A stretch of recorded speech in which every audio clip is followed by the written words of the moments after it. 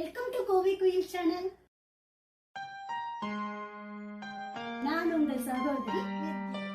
இன்னைக்கு நம்ம ரொம்ப டிஃப்ரெண்ட்டான ஒரு ஹெல்த்தியான டிஷ் தான் பார்க்க போகிறோம். ஸ்வீட் பொட்டேட்டோ அண்ட் டோஃபு வச்சு ஒரு காயின் பரோட்டா எப்படி பண்ணுறதுன்னு தான் பார்க்க போகிறோம். இதில் டோஃபு இருக்கிறனால ஹை ப்ரோட்டீன் இருக்குது அண்ட் ஸ்வீட் பொட்டேட்டோவில் ஹை ஃபைபரும் விட்டமின் நிறைஞ்சிருக்கு. இது சப்பாத்தியில் நம்ம ஸ்டஃப் பண்ணுறதுனால இது ஒரு பேலன்ஸான ஃபுட்டாக இருக்கும். குழந்தைகளுக்கு டிஃபன் பாக்ஸு கொடுத்து அனுப்புனா ரொம்ப ஃபில்லிங்காக இருக்கும் அவங்களுக்கு. இப்போ இதை எப்படி செய்யலான்றதை பார்க்கலாம்.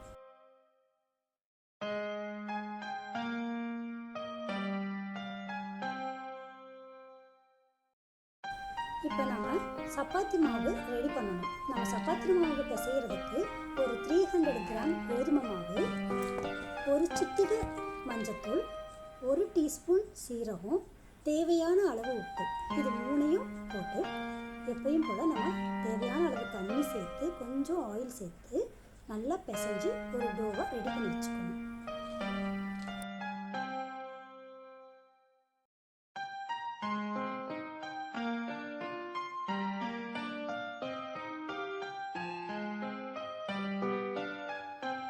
தேவையான பொருட்களை பார்த்துடலாம். இதுக்கு நான் ஃப்ரெஷ் டோஃபு ஒரு 500 கிராம் எடுத்திருக்கேன். வேக வச்ச சக்கரவள்ளி கிழங்கு அது ஒரு 200 கிராம் எடுத்திருக்கேன். ஒரு பிக் சைஸ் ஆனியன், பெரிய ஆனியனை சின்ன பீஸாக கட் பண்ணி வச்சுருக்கேன்.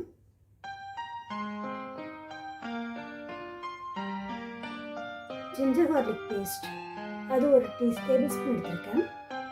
கொஞ்சம் கொரியாண்டர் லீவ்ஸ் கட் பண்ணி வச்சுருக்கேன். Chilli powder 1 tablespoon, garam masala 1 tablespoon, chicken masala 1/2 tablespoon. டோஃபுவை நான் நல்லா கழுவி அதை உதிர்த்து ஒரு பவுல் எடுத்து வச்சுருக்கேன். ஸ்வீட் பொட்டேட்டோவை அதே போல் நான் நல்லா மேஷ் பண்ணி எடுத்து வச்சுருக்கேன்.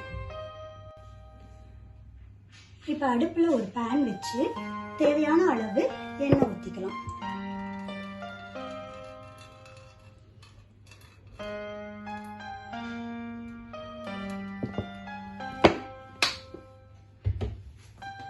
தாளிக்கிறதுக்கு அளவா எண்ணெய் ஊற்றினா போதும்.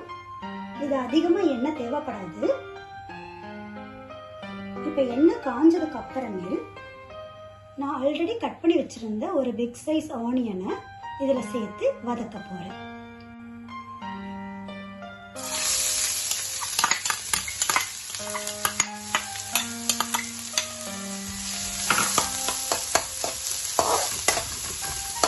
ஒரு 5 மினிட்ஸ் இந்த ஆனியனை நல்லா கோல்டன் ப்ரௌன் ஆகிற வரைக்கும் வதக்கிக்கணும்.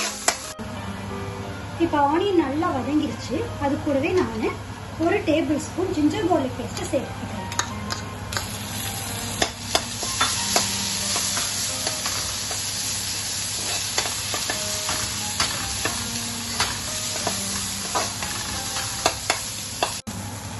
நாம் சேர்த்துருக்க இந்த ஜிஞ்சர் கார்லிக் பேஸ்ட் இந்த டிஷ்ஷுக்கு நல்ல ஒரு அரோமாவையும் டேஸ்ட்டையும் என்ஹான்ஸ் பண்ணி கொடுக்கும். இப்போ நல்ல ஜிஞ்சர் கார்லிக் பேஸ்ட்டை வதக்கியாச்சு. இது கூடவே நாம் மசாலா பொடிகளை சேர்த்துக்கலாம். Chilli powder,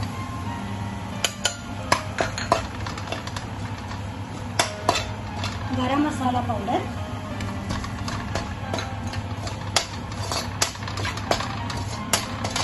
chicken masala powder.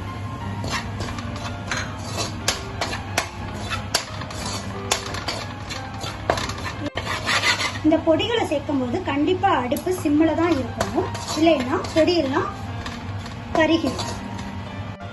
அடுத்து கொத்தமல்லி தழை,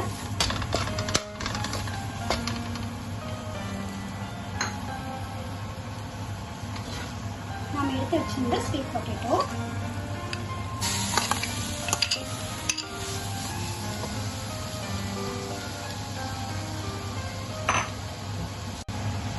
டோஃபு, இது எல்லாத்தையும் ஒன்னா சேர்த்து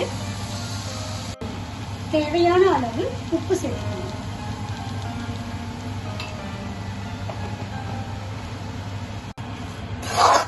இப்ப நம்ம எல்லாத்தையும் ஒண்ணா கலந்து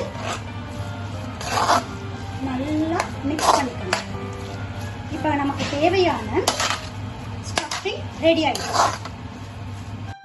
இப்போ நம்ம பிசைஞ்சு வச்ச சப்பாத்தி மாவு நல்லா ஊறி அந்த டோ நல்லா சாஃப்டாக இருக்குது. பார்த்தீங்கன்னா உங்களுக்கே தெரியும், நல்லா சாஃப்டாக இருக்குது. ஆல்ரெடி நம்ம ஸ்டஃப் பண்ண வேண்டிய டோஃபு அண்ட் ஸ்வீட் பொட்டேட்டோ ரெடியாக இருக்குது. இதை நம்ம இப்போ சப்பாத்தியாக திரட்ட போகிறோம். நல்ல பெரிய உருண்டையாக எடுத்துக்கணும். அதை நல்லா சப்பாத்தி தேய்க்கிற மாதிரி மெல்லிசாக தேய்ச்சிக்கணும்.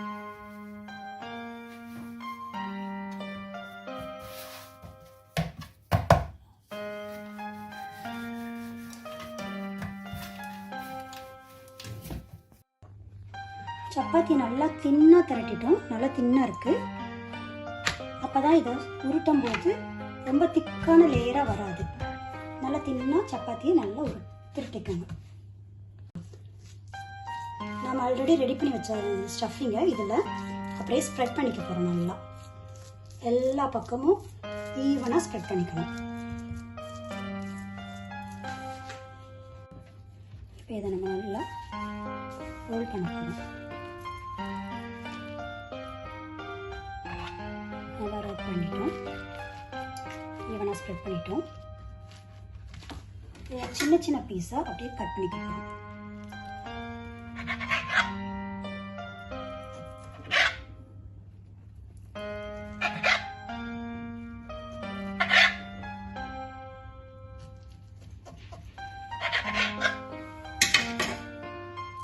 பார்த்தீங்கன்னா வீல் மாதிரி நல்லா உள்ள இருக்கா.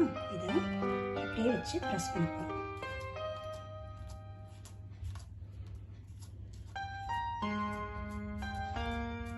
இதான் ஸ்டஃப் காயின் பரோட்டாவா நமக்கு ரெடி ஆயிடுச்சு.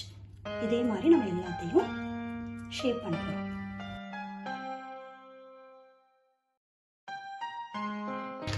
இப்போ நான் ஆல்ரெடி சின்ன சின்ன காயின் பரோட்டாவாக உருட்டி ரெடி பண்ணி வச்சுருக்கேன். நான் ஸ்டஃப் பண்ணது இருக்குது. அதை அப்படியே காயின் பரோட்டா மாதிரி எல்லாத்தையும் ரெடி பண்ணி ஒரு தட்டில் இப்போ ஃப்ரை பண்ணுறதுக்காக எடுத்து வச்சுருக்கேன். இப்போ எண்ணெய் காஞ்சிருச்சு. அடுப்பில் பேன் வச்சு கொஞ்சமாக ஷாலோ ஃப்ரை தான் பண்ண போகிறோம்.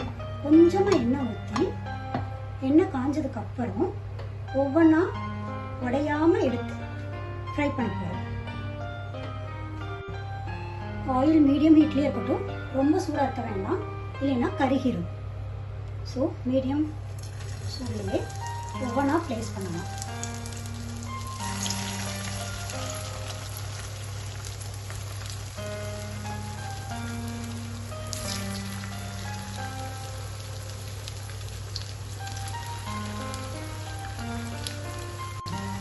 சிம்மில் வச்சுக்கோங்க.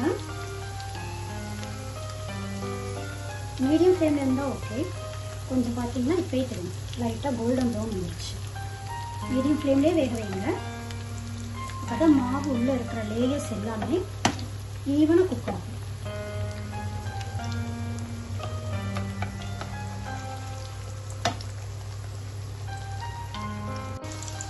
இப்போ பார்த்தீங்கன்னா ஸ்டஃபிங் கொஞ்சம் கூட உங்களுக்கு வெளியே வரல. அழகாக நம்ம ஸ்டஃப் பண்ண காயின் பரோட்டாக்குள்ளேயே அப்படியே நல்லா குக் ஆகிருக்கு. ரெண்டு பக்கமும் நல்லா கலர் மாறிடுச்சு. இதை நம்ம இப்போ பிளேட்டில் எடுத்துடலாம்.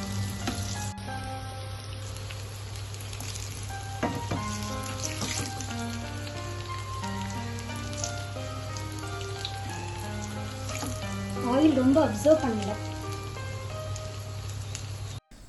இப்போ இந்த காயின் பரோட்டாவுக்கு தொட்டுக்கிறதுக்கு சைட் டிஷ்ஷாக ஒரு க்ரீன் சட்னியை ரெடி பண்ணிடலாம்.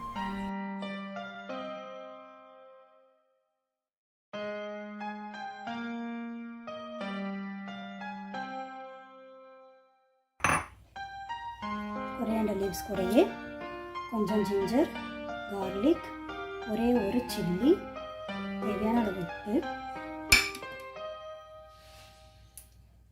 கொஞ்சம் லெமன் ஜூஸ்,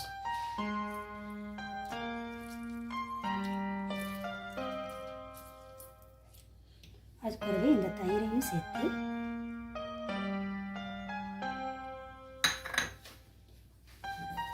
தேவைன்னா இதில் கொஞ்சோண்டு குமின் பவுடரையும் சேர்த்துக்கலாம், அதாவது சீரகத்தூள் கொஞ்சம் சேர்த்துக்கலாம் இதுக்கு வேணும்னு நீங்கள் நினச்சிங்கன்னா. இப்போ காயின் பரோட்டா ஸ்டஃப்டு டோஃபுவும் ஸ்வீட் பொட்டேட்டோவும் வச்சு நம்ம காயின் பரோட்டா ரெடி பண்ணிட்டோம். இதில் க்ரீன் சட்னியோடு இப்போ நம்ம சர்வ் பண்ணியிருக்கோம். இதை பார்க்கும்போதே ரொம்ப டெம்டிங்காக இருக்குது. அதோட கலர் ஷேப் எல்லாம் குழந்தைங்க ரொம்ப அட்ராக்ட் பண்ணும். இது எப்படி இருக்குன்னு சொல்லி என் பையன்கிட்ட இப்போ கேட்கலாம்.